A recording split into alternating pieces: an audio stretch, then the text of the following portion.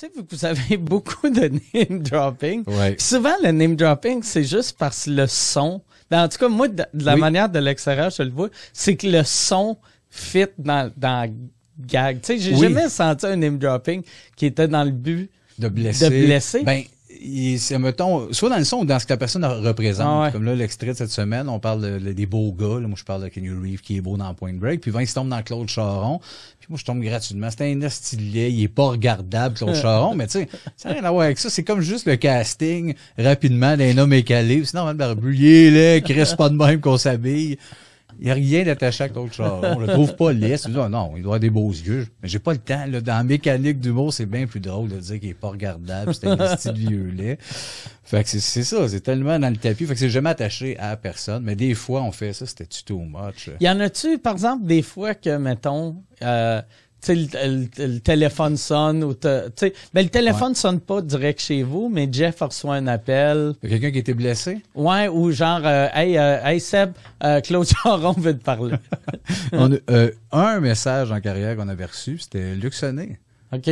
Qu'on avait blessé dans un gala juste pour rire, où est-ce qu'on faisait les deux bitches, l'hommage à RBO. Ah ouais.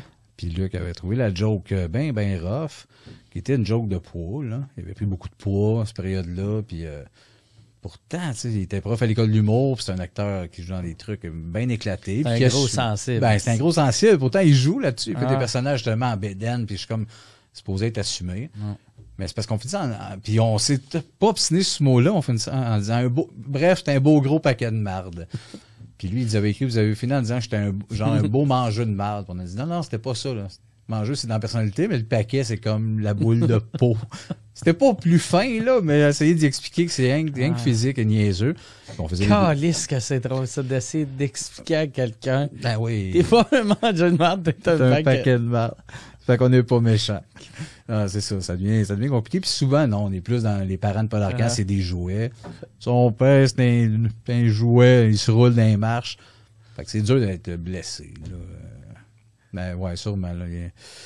C'est sûr qu'il y en a. On écouterait, on fait Chris entre deux, ça, Patricia Paquin, on dit qu'elle arrête pas de nous cracher dans le cul quand on est dans un tournage TV.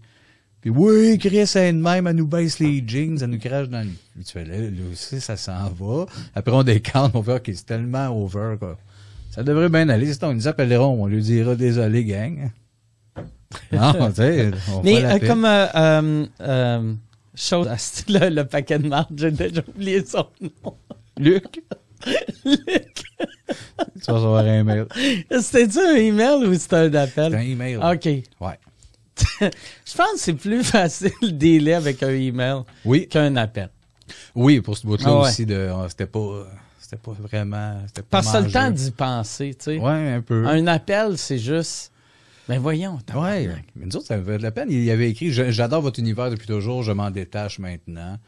Ah, OK. Ça me surprenait, tu sais, dans le même humour, de faire, ben là, tu comprends, transposition, oui, c'est gratuit, mais tu sais, ce numéro-là, ça virait mal. On dit que la compagnie créole puait. Tu sais, c'est deux bitches à RBO, puis c'est nous autres.